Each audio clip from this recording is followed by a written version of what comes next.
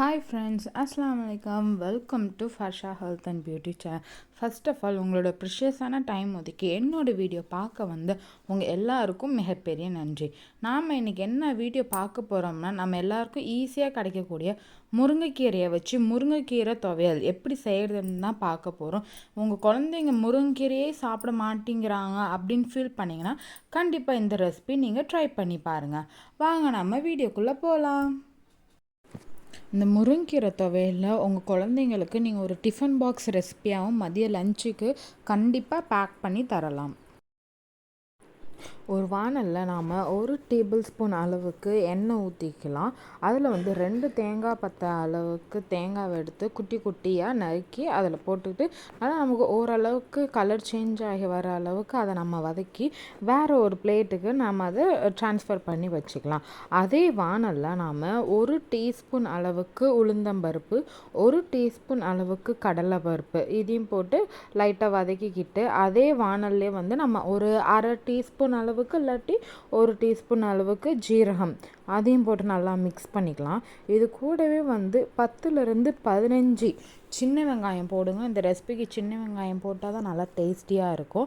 சின்ன வெங்காயம் வந்து 10லிருந்து 15 அளவுக்கு போட்டு அதையும் நல்லா மிக்ஸ் பண்ணிக்கோங்க. அது கூட வந்து 3 பல் அளவுக்கு பூண்டு, அது நாட்டு பூண்டை குட்டி குட்டி பூண்டாக இருக்குது அப்படின்னா ஒரு 5-6 போட்டுக்கோங்க. என்கிட்ட பெரிய பல்லாக இருக்கிறதுனால ஒரு 3 பல் பூண்டு மட்டும் போட்டுக்கிறேன். அது கூட வந்து ஒரே ஒரு பச்சை மிளகா, ஒரு கொத்து அளவுக்கு கருவேப்பிலை. ஏன்னா இதில் வந்து நம்ம வந்து இஞ்சியும் ஆட் பண்ணுவோம். 2 இன்ச் அளவுக்கு இஞ்சி ஆட் பண்ணிக்கலாம். ஏன்னா பச்சை மிளகாவும் காரம், இஞ்சியும் ஓவராக காரமாக போயிடுச்சுன்னா அப்போ நம்ம குழந்தைங்க சாப்பிட மாட்டாங்க.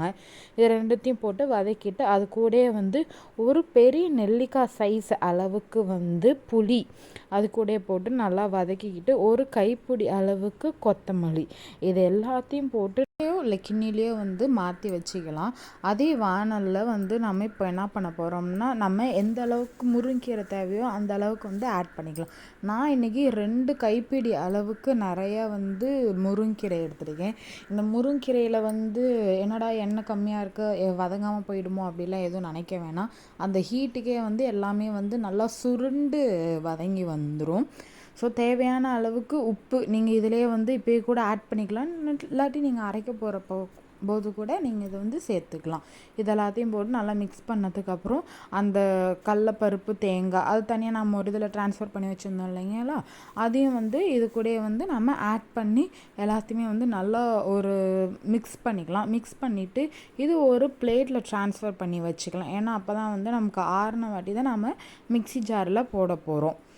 இது வந்து ரொம்ப ஒரு ஹெல்த்தியான டிஷ்ஷு தாங்க. ஏன்னா இது சாப்பிட்றதுனால நமக்கு ஹீமோக்ளோபின் நிறையா இன்க்ரீஸ் ஆகும். முருங்கீரையில் நிறைய ஹீமோக்ளோபின் இருக்குதுன்னு நம்ம எல்லாருக்குமே நல்லா தெரியும். உங்கள் குழந்தைங்க முருங்கீரை சாப்பிட்லன்னு நீங்கள் ஃபீல் பண்ணிங்கன்னா கண்டிப்பாக இந்தமாரி ட்ரை பண்ணி கொடுங்க.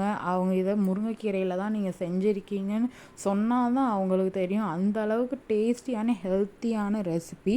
இப்போ நம்மளோட கீரை எல்லாமே நல்லா ஆறி வந்ததுக்கப்புறம் மிக்சியில் போட்டு லைட்டாக தண்ணி ஊற்றி இந்த அளவுக்கு நல்லா அரைச்சி வந்ததுக்கப்புறம் அதே வானலில் வந்து கொஞ்சோண்டு எண்ணெய் ஊற்றி கடுகு உளுந்தம்பருப்பு தாளிப்புக்கு போட்டுக்கிட்டு நம்ம அரைச்சி வச்சிருந்து அந்த முருங்கீரையும் இதில் போட்டு நல்லா ஒரு ரொம்ப கொதிக்கணும்லாம் நெசசரி கிடையாது.